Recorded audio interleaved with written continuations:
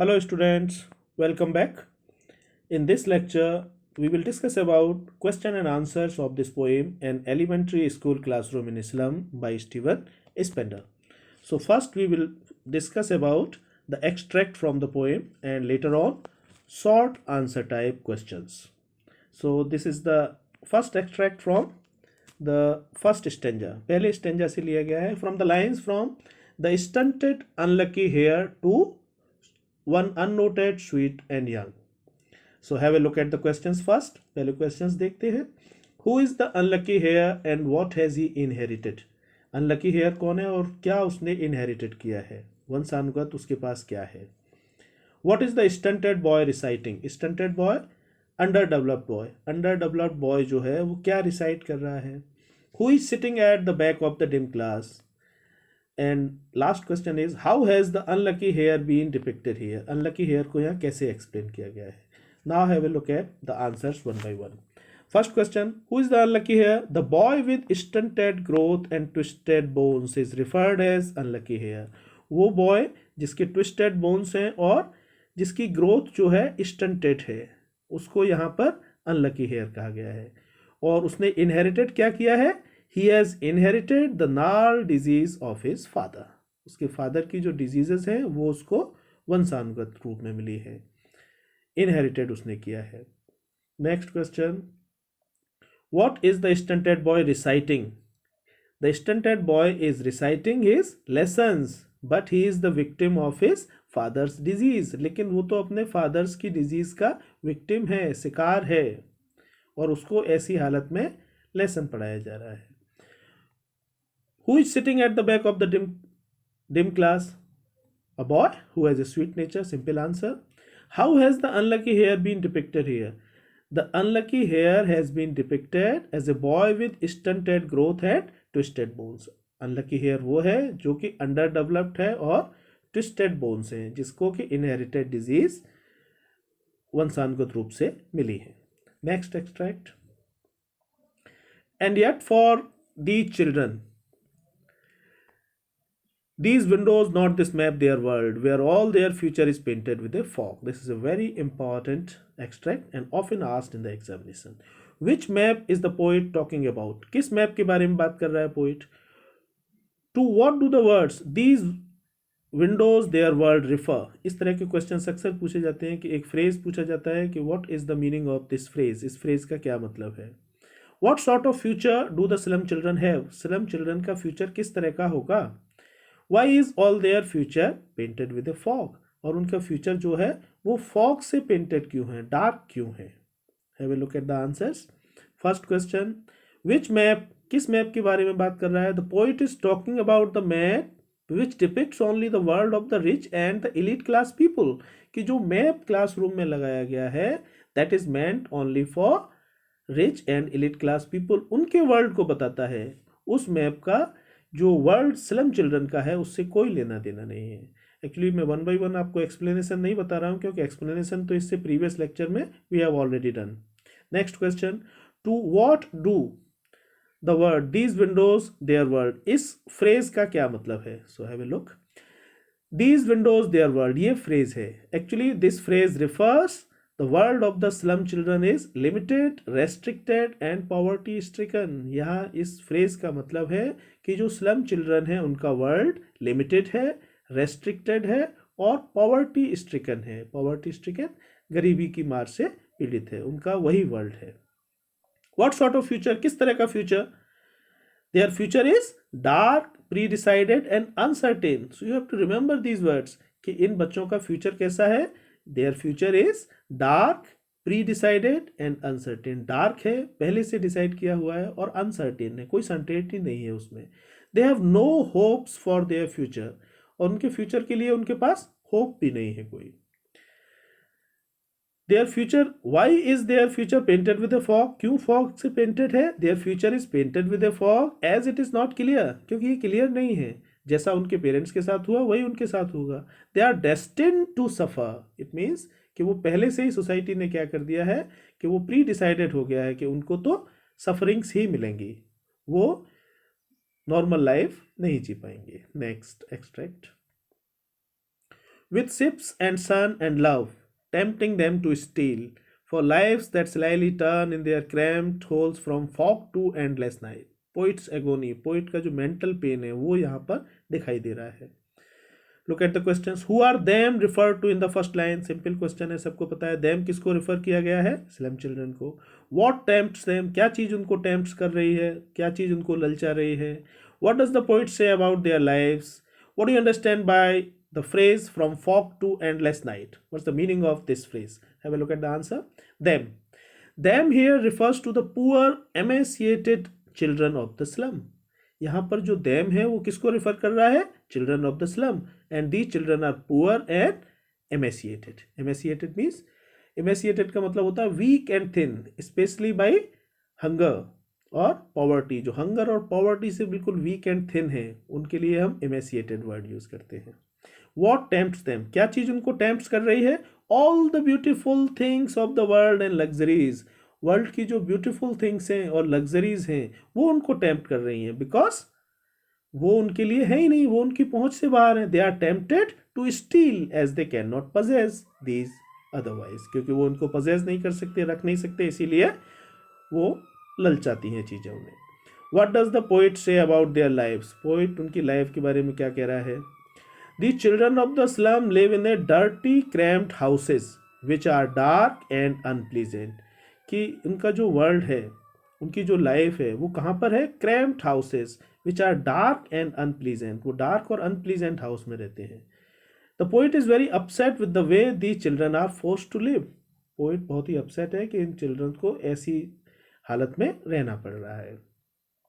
What do you understand by this phrase? This phrase means from morning till night. इस phrase का मतलब है from morning till night. It means they suffer from morning to night. हमेशा वो सफर ही करते रहते हैं, प्रॉब्लम में ही रहते हैं. Next extract. This is the most important one, क्योंकि इसमें से कभी कभी शॉर्ट आंसर भी पूछा जाता है. Surely Shakespeare is wicked, the map a bad example to, from fog to endless night. Look at the first question. Why is Shakespeare described as wicked? कि शेक्सपियर को उसने विकेट कैसे कह दिया? मोस्ट इंपॉर्टेंट क्वेश्चन है, 2 marks के लिए भी पूछा जाता है. Explain from fog to endless night, ये तो पिछले वाले में भी आया था. How do they live in their holes, and give synonym of the word slyly. Have a look at the first answer. Why is Shakespeare described as wicked? Actually, poet does not call Shakespeare as wicked. Poet ने Shakespeare को wicked नहीं कहा, but he means to say the portrait of the Shakespeare is wicket because it is useless and meaningless for the children. क्योंकि इन बच्चों के लिए उस portrait का कोई मतलब नहीं है. As they are troubled by hunger and despair. क्योंकि वो तो हंगर, भूख से और निराशा से पीड़ित हैं. ऐसी हालत में उनको शेक्सपियर का पोर्ट्रेट उनके लिए यूजलेस और मीनिंगलेस है. ये फ्रेज तो आपने अभी मैंने आपको बताया ही था. From fog to endless night means from morning to late night. They suffer from morning to late night. How do they live in their holes. They live like rats in their cramped little holes. उनके छोटे छोटे घरों में वो rat की तरह से रहते हैं. Their houses are, here meaning is their houses are small, dirty and congested. उनके हाउसेज बहुत ही छोटे हैं, गंदे हैं और कंजेस्टेड हैं. बहुत ज़्यादा भीड़ भाड़ से भरे हुए हैं, बहुत जगह नहीं है उनमें. स्लाइली के लिए सिनोनिम्स सीक्रेटली, चुपके से. स्लाइली का मतलब होता है सीक्रेटली, चुपके से. Next. On their slag heap, even this one is a very important extract.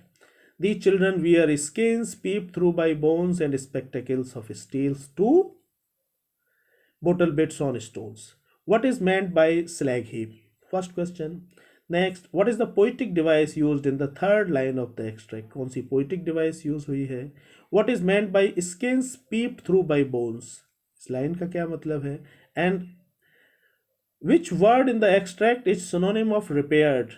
Repaired का synonym कौन सा यूज किया गया है इस extract में? Have a look at the answers. Slag heap. Slag heap means piles of filth and waste lying around the slums of these children. What is meant by slag heap?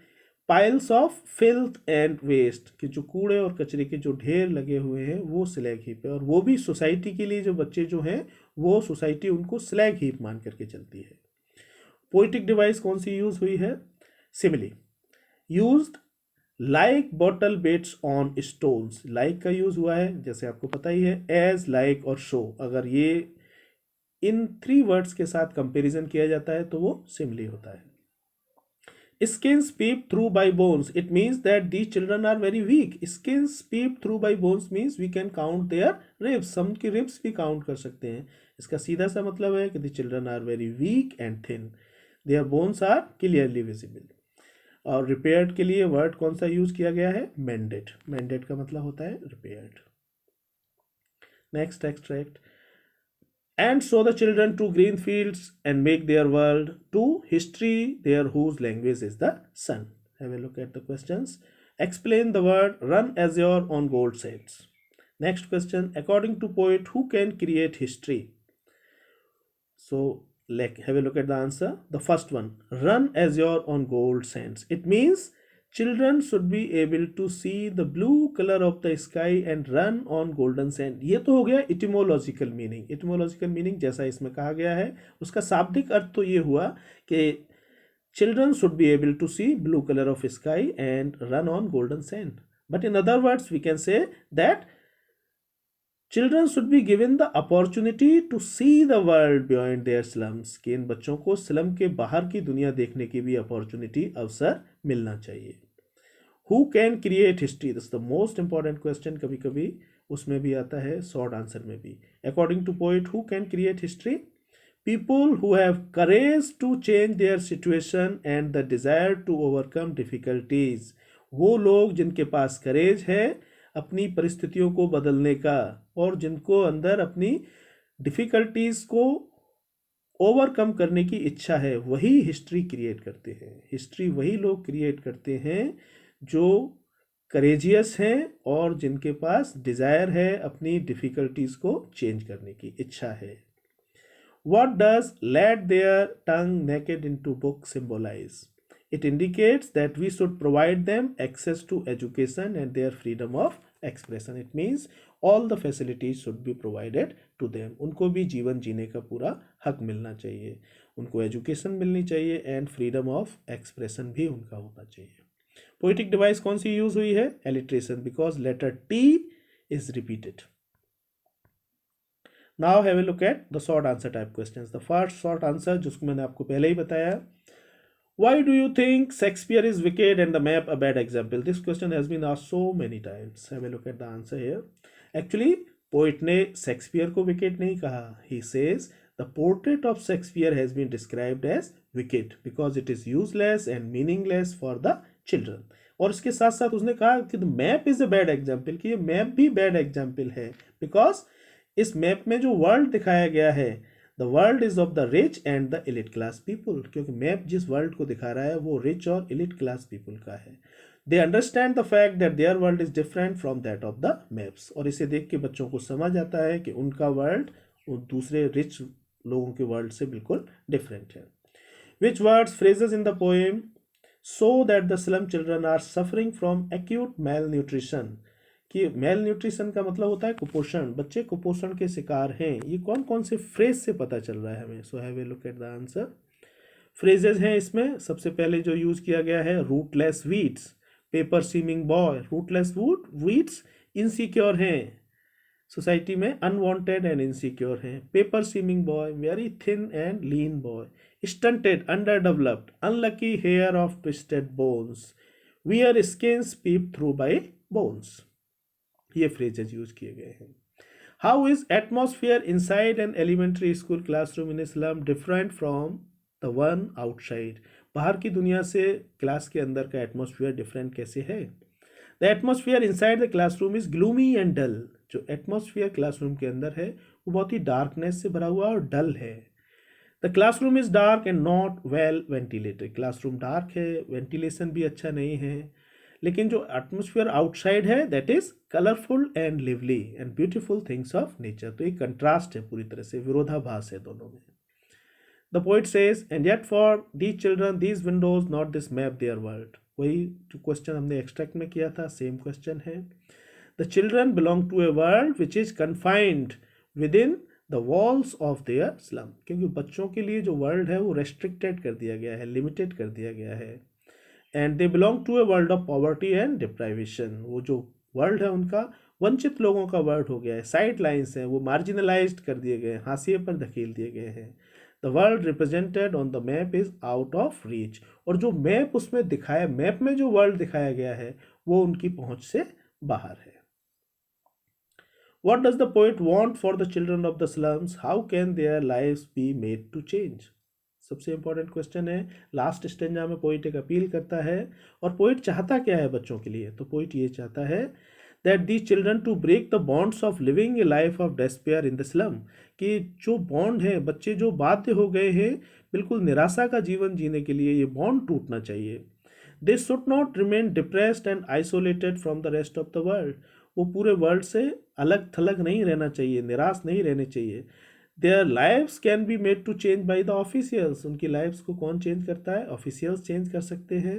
Who should come forward to educate the children properly, giving them opportunities to experience the outside world. और इन बच्चों को सारी facilities मिलनी चाहिए, उनको opportunity देनी चाहिए जिससे कि वो बेटर एजुकेशन ले सकें और बाहर की दुनिया का वर्ल्ड दे सकें। So these are the short answers of the poem from elementary classroom in a slum. Hope you like it. So this is the end of this lecture. Happy learning. Stay tuned for more videos.